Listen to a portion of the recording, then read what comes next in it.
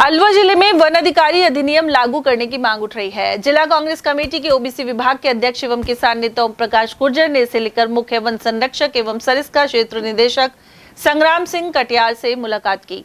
इसके अलावा वन सुरक्षा समितियों को दोबारा शुरू करने पर जोर दिया गया। उन्होंने यह भी कहा कि ग्रामीण और वन विभाग के मध्य समस्याओं और आपसी गतिरोध को तालमेल एवं सहमति से सुलझाया जाए। गुर्जर ने बताया कि पूरे देश में सुप्रीम कोर्ट के आदेश के बाद अलवर को छोड़कर वन अधिकार अधिनियम लागू है। इसके लिए जिला कलेक्टर को भी कई बार ज्ञापन दिया जा चुका है। वहीं इसके अभाव में सरिस्का सहित अलवर के सभी वन क्षेत्र में रह रहे ग्रामीणों को वन अधिकार अधिनियम के तहत अधिकार नहीं मिले हैं। साथ ही कई प्रकार की समस्याओं का भी सामना करना पड़ रहा है। ऐसे में वे अनेक मूलभूत सुविधाओं से वंचित हैं। जिलाध्यक्ष गुर्जर ने चेतावनी दी है कि सुनवाई नहीं हुई तो आंदोलन किया जाएगा। उन्होंने बताया कि वन क्षेत्र में निवास कर रहे लोगों को वन अधिकार अधिनियम के तहत अधिकार दिलवाए जाएंगे। इसके लिए रणनीति भी तैयार की जा रही है। सर, वन विभाग के सीसीएफ से आप मिले, संग्राम सिंह कटियार जी से, सरिस्का से संबंधित किन मुद्दों पर चर्चा हुई, कौन सी आपने मांगे रखी, क्या समाधान किया, क्या जानकारी? सबसे पहले मैं तुम्हें बता दूं कि संग्राम सिंह कटियार साहब सीसीएफ हैं, जिनका बहुत अच्छा जनता के प्रति रवैया है, बहुत बढ़िया सोच है, अच्छी सोच है। तो उनसे मैं मिला था। एक तो उनसे मैंने कही थी वन अधिकार अधिनियम है जिसको हमारे को लागू करवाया जाए, जिससे कि हमें वन क्षेत्र में रहने वाले हैं ना, जिनको मतलब इसका लाभ मिल सके। और दूसरा मेरा था कि जो पहले वन सुरक्षा समिति बनाई गई थी ग्रामीणों द्वारा, इनने बनाई थी और ग्रामीणों को साथ में लेकर के ग्रामीण ही वहाँ के अध्यक्ष वगैरह वगैरह हुआ करते थे, जो वन की सुरक्षा भी करते थे। कोई वैसी गतिविधि होती जिसकी भी वो मतलब इनको जानकारी देते रहते थे। वो वन सुरक्षा समिति है जो बंद पड़ी हुई है काफ़ी दिन से, वो तो मैंने कहा था कि इनको वापस चालू की जाए। एक वन क्षेत्र में जहाँ भी कोई छोटा मोटा मुद्दा आ जाता है और आपस में ग्रामीण या फिर वन विभाग के मनमुटाव हो या फिर वो उस काम को करना चाहें, वो नहीं करना चाहें, तो अगर जो नियम से बाहर है तो अलग बात रहती है। इस वास्ते मैंने कहा था कि आप महीना 2 महीना में अपने ग्रामीणों से मीटिंग लें और मीटिंग ले करके और इसको अच्छी तरीके से आपस में मिल बैठ करके और इसको ग्रामीणों से तालमेल बैठा करके तब अपन को आगे बढ़ना चाहिए।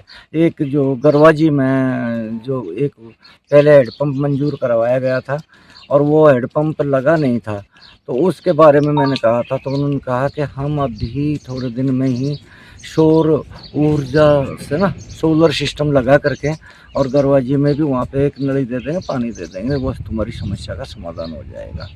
और उसके बाद में जो भी कोई समस्या है जो अपन मन मिल बैठ करके सारी की सारी समस्याओं का समाधान करेंगे, ये आश्वासन दिया था।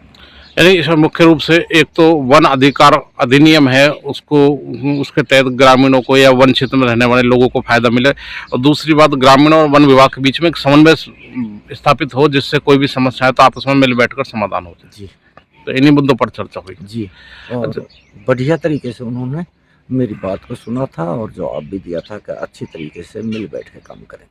सर, वन अधिकार अधिनियम है, उसमें कौन कौन से ऐसे जो अधिकार है जो अभी नहीं मिल रहे हैं जिनको आप दिलाना चाहते हैं? अभी तक तो वन अधिकार अधिनियम लागू ही नहीं हुआ।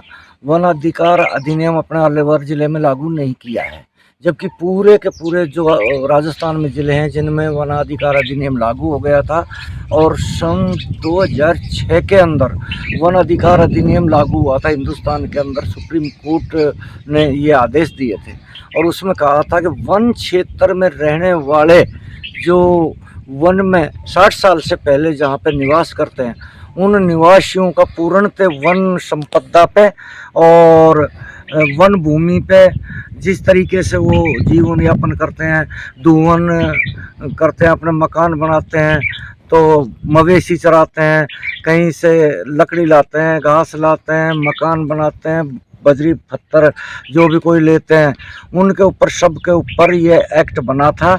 और इस एक्ट में यानी कि वन क्षेत्र में रहने वाला आदमी वन संपदा का उपयोग कर सकता है, जिसमें लकड़ी है, पत्थर है और बजरी है तो वो अपने मकान बनाने के लिए वहीं से लाएगा। मवेशी चराने का अधिकार था, और मवेशी को अगर जो भूमिहीन कोई आदमी है और उसने वन भूमि अगर जो 4 बीघा तक भी, ये अधिकार में दिया गया है राइट में, 4 बीघा तक भी अगर जो भूमि है, वन भूमिहीन है, 4 बीघा भूमि को अगर जो जोत रहा है तो उसको सिर्फ बेच नहीं सकता, नहीं तो उसमें वो फसल भी करेगा और उसको कनेक्शन भी मिलेगा, केसीसी भी मिलेगा, बोरिंग निर्माण के लिए भी मिलेगा। जहाँ भी वन विभाग के क्षेत्र में जो वनवासी रह रहे हैं, जिनको शिक्षा और चिकित्सा, रोड, पानी, बिजली, सारी सारी सुविधा दी जाएंगी। और उसके अंदर एक और था कि जो वन क्षेत्र में रहने वाले, अगर जो वन विभाग में किसी भी चीज़ में भर्ती निकाली जाएगी तो 10% वहीं के युवाओं को सर्विस दी जाएगी। तो आपकी पुरजोर मांगे वन अधिनियम लागू किया जाए। वन अधिनियम अगर जो ये लागू नहीं करते हैं तो संघर्ष करना पड़ेगा। हमने कई बार संघर्ष किया है और माननीय कलेक्टर साहब के पास में हमारी फाइल है। कलेक्टर साहब ने उस फाइल को दबा के रख दिया। वो बोलते हैं कि राज्य सरकार को भेज रखा है, जवाब नहीं आया।